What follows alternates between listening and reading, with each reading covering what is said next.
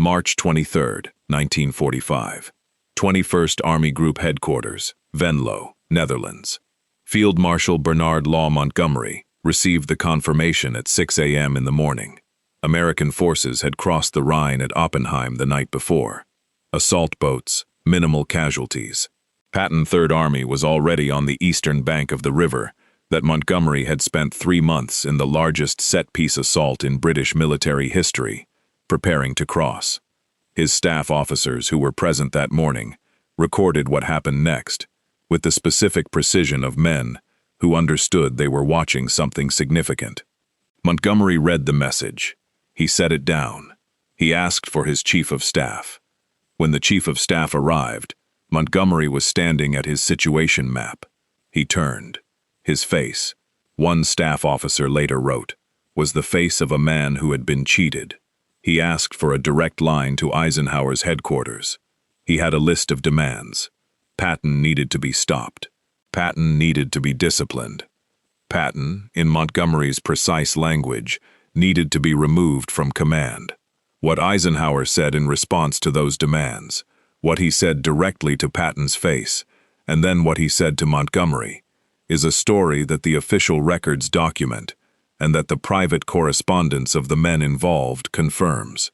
It is the story of the moment Eisenhower chose, once and finally, between the two generals who had been pulling him in opposite directions since the first day Allied boots touched the soil of Normandy.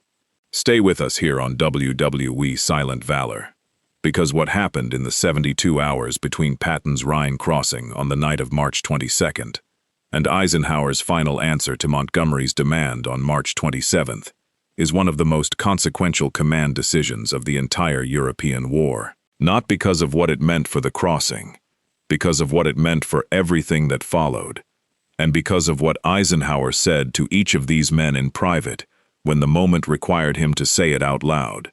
And before we go further, if this is the kind of unfiltered command history you came here for, hit the like button right now and subscribe to WWII Dark Legacy.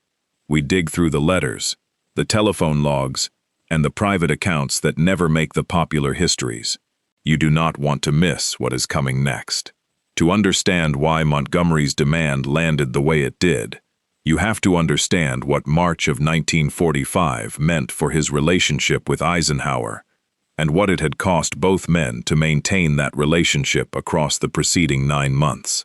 Montgomery and Patton had been on a collision course since Sicily, in 1943, where Montgomery had used his influence to shape the invasion plan, so that his 8th Army received the primary objective of Messina, while Patton's 7th Army was assigned the supporting role of protecting Montgomery's flank. Patton had won the campaign anyway, entering Messina before Montgomery, and had never forgiven the original slight. Montgomery had never acknowledged that there was anything to forgive. In Normandy in 1944, Montgomery commanded all Allied ground forces during the initial phase of the invasion, a position that gave him authority over Patton's Third Army when it was activated in August. By September, the supply crisis that halted Patton at the Moselle had redirected fuel and ammunition to Montgomery's northern thrust, Operation Market Garden, the airborne and ground operation that Montgomery had promised would end the war by Christmas. Market Garden had failed at Arnhem. The bridge at Arnhem was a bridge too far. The paratroopers surrounded, the ground forces unable to reach them in time. The war had not ended by Christmas. Through the autumn and winter, Montgomery had continued to press Eisenhower for unified ground command under British authority. Eisenhower had continued to decline. The Battle of the Bulge in December had temporarily given Montgomery command of American forces on the northern shoulder of the German breakthrough, a tactical decision made under crisis conditions. Montgomery had then held a press conference in January 1945, in which he presented himself as the architect of the Allied response to the Bulge, without adequate acknowledgement of the American forces, who had done the majority of the fighting and dying. Bradley had threatened to resign. Eisenhower had written a cable to Marshall that amounted to a resignation notice if Washington sided with Montgomery over him. Washington had sided with Eisenhower. Montgomery had apologized. The command arrangements had been restored. Now, on March 23, 1945, Montgomery was launching Operation Plunder, the massive set-piece Rhine crossing that was supposed to be the defining operation of the European War's final phase. 25 divisions, 17,000 airborne troops dropped simultaneously in Operation Varsity, the largest river crossing in British military history. Patton had crossed the Rhine the night before. The phone call that Patton made to Eisenhower on the night of March 22nd was documented in the SHAEF telephone log and later described by Eisenhower in his post-war memoir. Patton called from Luxembourg at approximately 22:37 hours. He told Eisenhower that the Third Army had crossed the Rhine at Oppenheim using assault boats. He said casualties had been minimal. He said he thought Eisenhower would want to know. Eisenhower's immediate response, as he later described it, was the response of a man who understood simultaneously what had been accomplished and what it was going to cost him politically. He asked Patton whether he had coordinated with Montgomery. Patton's response was pure Patton. Montgomery had his own crossing scheduled for the following morning. He had not wanted to disturb him with details. Eisenhower hung up and called his chief of staff, Bedell Smith. He told Smith to get him Churchill. He told him that Patton had just created the biggest diplomatic situation of the war. He was right. But the diplomatic situation was not the one that concerned him most. Bedell Smith's role in the hours that followed the Rhine crossing phone call is documented in the SHAEF war diary and in Smith's own post-war accounts, and it reveals something about how Eisenhower's headquarters actually functioned at moments of crisis that the popular histories rarely capture with adequate precision. Smith was not a combat commander. He was an administrator of extraordinary capability, the man who ran SHAEF's day-to-day operations with the systematic precision that allowed Eisenhower to spend his own time on the decisions that required a supreme commander's judgment rather than a staff officer's management. He had been with Eisenhower since North Africa. He understood the specific quality of the problem that Patton's phone call had just created, in ways that most of the officers at SHAEF headquarters could not have, because he had been present for every previous iteration of the same problem going back to Sicily.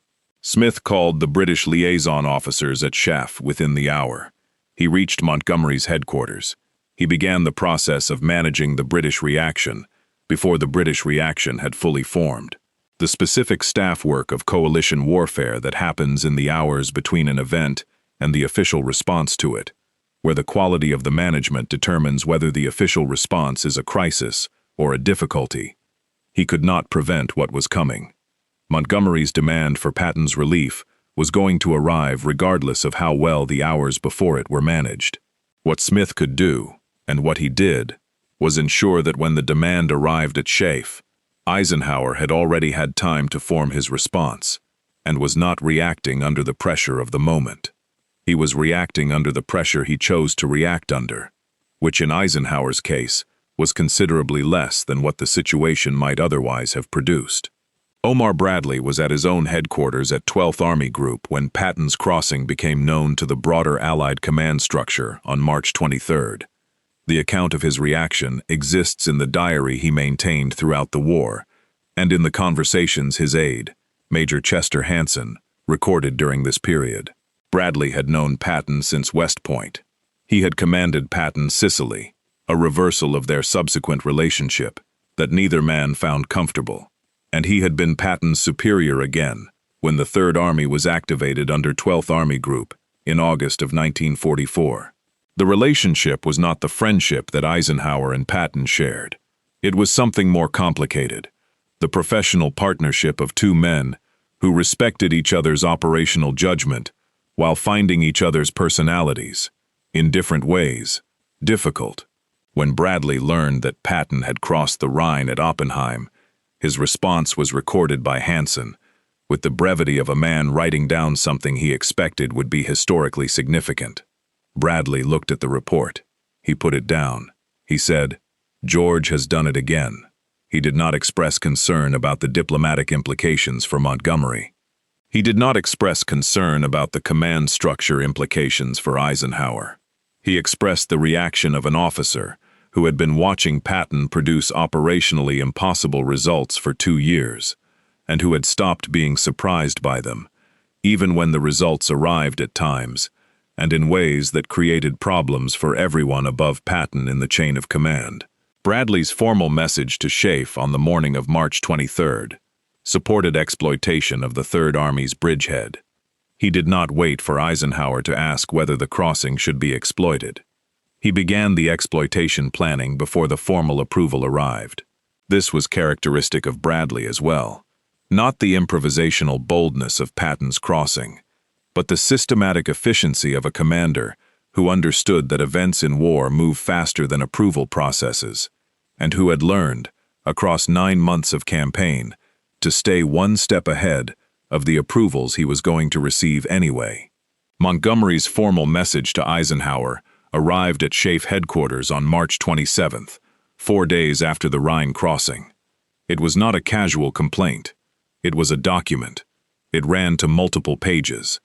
It laid out, with the systematic precision of a staff officer building a case, the argument that Patton's unauthorized crossing had undermined Allied operational planning, disrupted the resource allocation that had been specifically designed to support Operation Plunder, and demonstrated a pattern of insubordination that, in Montgomery's assessment, made Patton unfit to continue in corps-level command.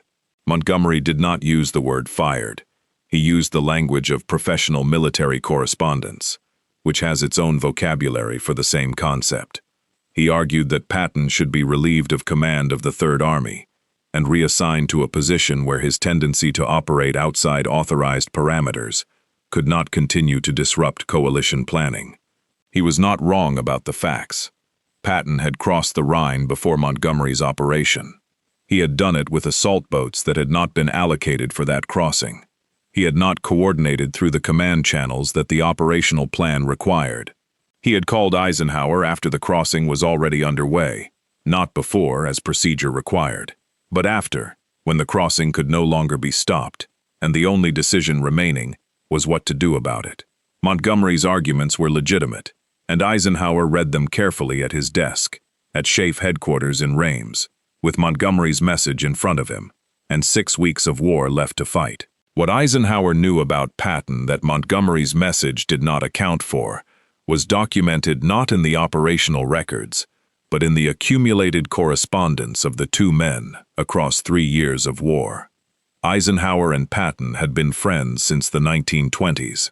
They had served together, studied together, argued about the future of armored warfare in the years between the wars when armored warfare was still theoretical. The friendship had survived Sicily, survived the slapping incident, survived the months when Patton was in limbo, and Eisenhower had kept him there, rather than let him be court-martialed. It had survived Patton's speech in England in the spring of 1944, when he had said things at a public gathering that required Eisenhower to send Marshall a cable, explaining why Patton should not be relieved for the 3rd time in 12 months. The friendship was not the reason Eisenhower was going to refuse Montgomery's demand. The reason was the same reason he had given Marshall after the slapping incident: the calculation about what the battles ahead required and who could fight them at the level those battles demanded. Eisenhower had sat at this desk before, with a document demanding Patton's removal. He had sat with the hospital report from Sicily. He had sat with Marshall's cables. He had sat with the cables from Bradley after Montgomery's January press conference. Each time, he had done the same calculation. Each time, he had reached the same answer. He reached it again on March 27, 1945. Churchill's private view of the Rhine crossing confrontation was documented in the diary of his personal physician, Lord Moran, who accompanied the Prime Minister through the final months of the European War, and who recorded Churchill's private statements with the specific frankness that a medical relationship Churchill had been wrestling with the Patton question for months. By March of 1945, he admired Patton in the way that a man who has spent his life studying military history admires a general who produces results that military history says should not be possible at the speed they are being produced. He had written in his diary in December 1944, after Patton turned the Third Army 90 degrees and drove to Bastogne in 48 hours during the Battle of the Bulge, that Patton did in days what others took weeks to accomplish. But Churchill also understood what Montgomery represented to the British public and to the British military establishment. Not merely a field commander, but a symbol of British military capability at a moment when American numerical and material superiority was making the British role in the coalition increasingly difficult to articulate in terms that British public opinion found satisfying. Montgomery's failures were manageable. His removal would not be. When Moran recorded Churchill's response to news of Montgomery's demand for Patton's relief, the entry was brief but specific.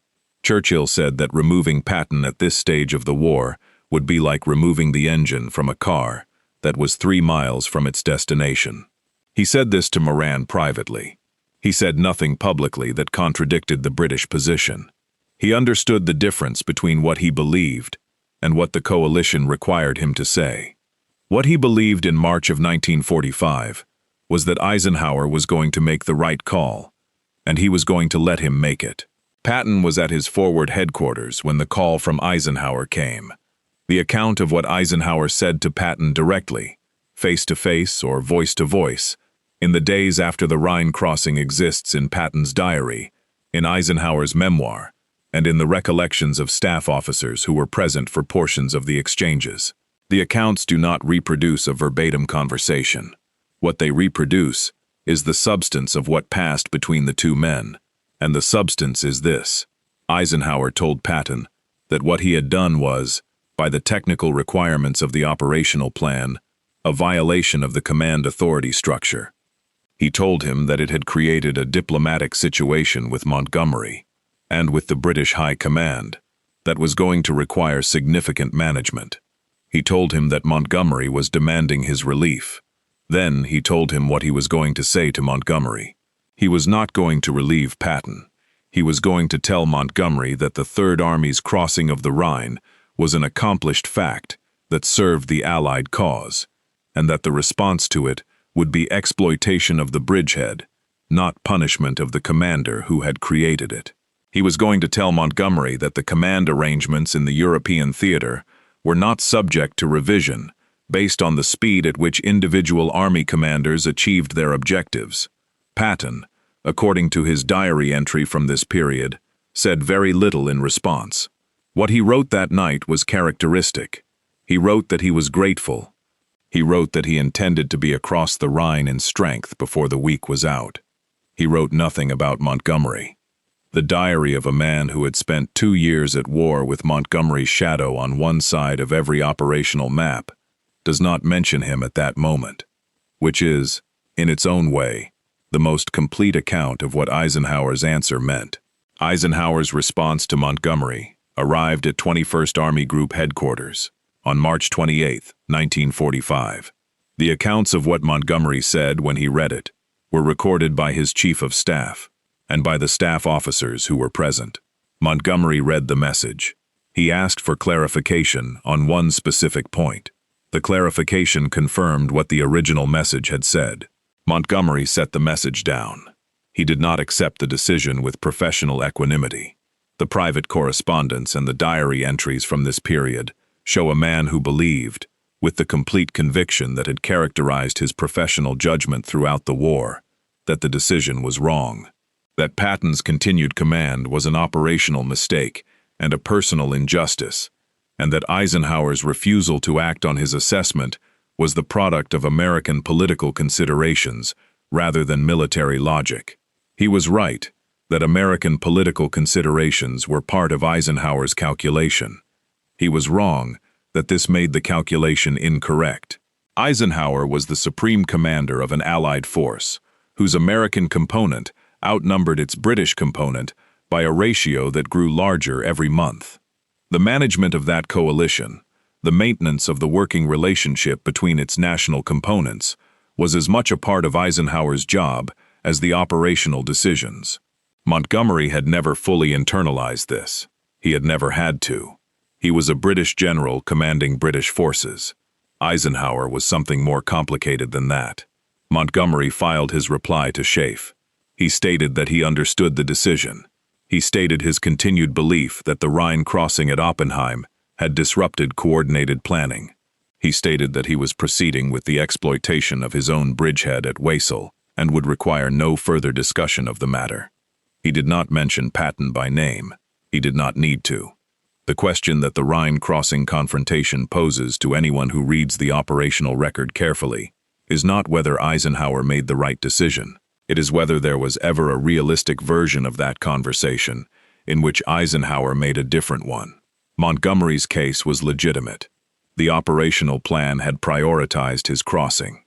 The resources, the bridging equipment, the fuel, the ammunition stocks had been concentrated to support Operation Plunder. Patton had crossed with assault boats and minimal support, which was why his casualties had been minimal and why the crossing had been successful. But the success had been achieved by working around the resource allocation that the operational plan had built for a different purpose. If every Army commander crossed every river with assault boats whenever opportunity presented itself, the coordinated planning that coalition warfare required became impossible. This is the argument Montgomery made. It is an argument that military historians who have studied the campaign have found technically coherent. It is also an argument that ignores the specific quality that made Patton valuable, the ability to find the crossing that the plan had not designated, execute it faster than the plan had assumed was possible, and present the Supreme Commander with a bridgehead that exploitation could begin from immediately, rather than after the weeks of preparation that the set-piece crossing required. Eisenhower understood both arguments. He had been managing both of them since August of 1944. He had been managing them at different intensities across every operational decision from Normandy to the Rhine. His answer on March 27th was not a new answer. It was the same answer he had been giving since the supply crisis that halted Patton at the Moselle, while Montgomery's fuel went north to Market Garden. The answer was, "Both of you are right, and I am going to keep both of you, and the war is going to end the way the war ends, when both of you are in the field." The war ended 6 weeks after Montgomery's demand arrived at SHAEF. Germany surrendered on May 8, 1945. The instrument of surrender was signed at Reims, at Eisenhower's headquarters. Eisenhower was present. Patton was not at Reims. Montgomery was not at Reims. The ceremony was handled by Eisenhower and his staff, with the German commanders on the other side of the table. In the weeks between the Rhine crossing and the surrender, both Patton and Montgomery had continued to advance. The Third Army drove deep into Germany, into Czechoslovakia, to positions that the post-war division of Europe would place inside the Soviet sphere. The 21st Army Group had crossed the Elbe and reached positions in northern Germany that the occupation zones would award to the British. Both men had done what each of them was specifically capable of doing. Patton moving at speed through everything in front of him, Montgomery organizing and consolidating and advancing with the systematic care that his command style demanded. They had not spoken to each other between March 22nd and the German surrender.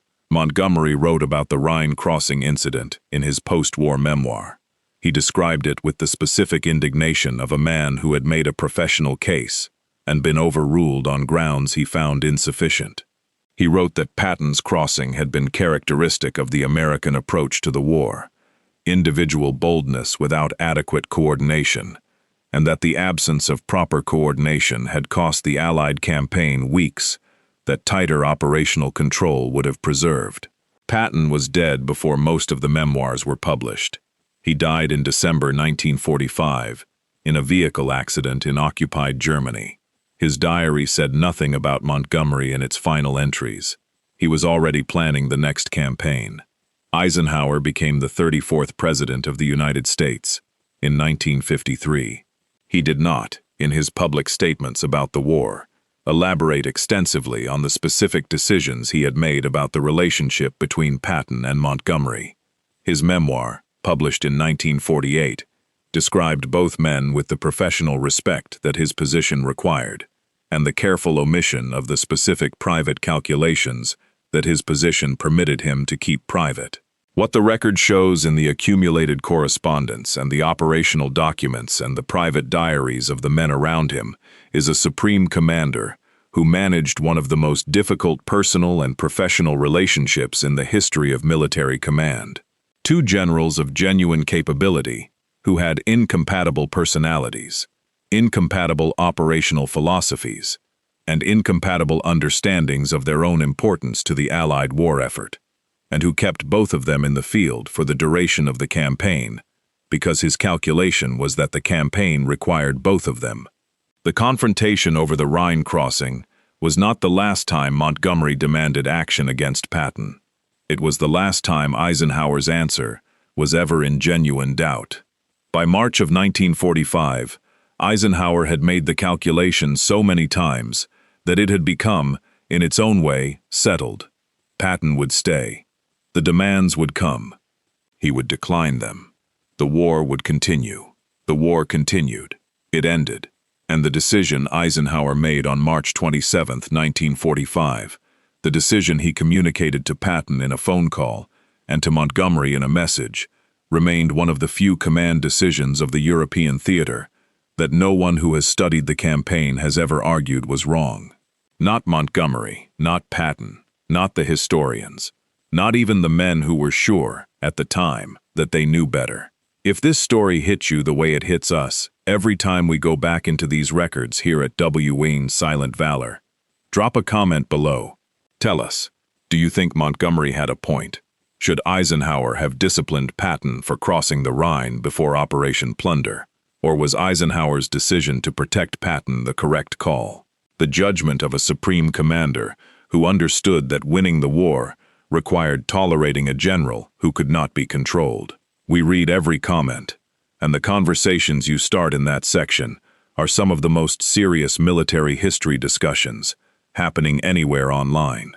Share this video with someone who understands that the Second World War was not only decided by the generals who fought it, but by the man above them who had to decide every time the confrontation came which one the war could not afford to lose.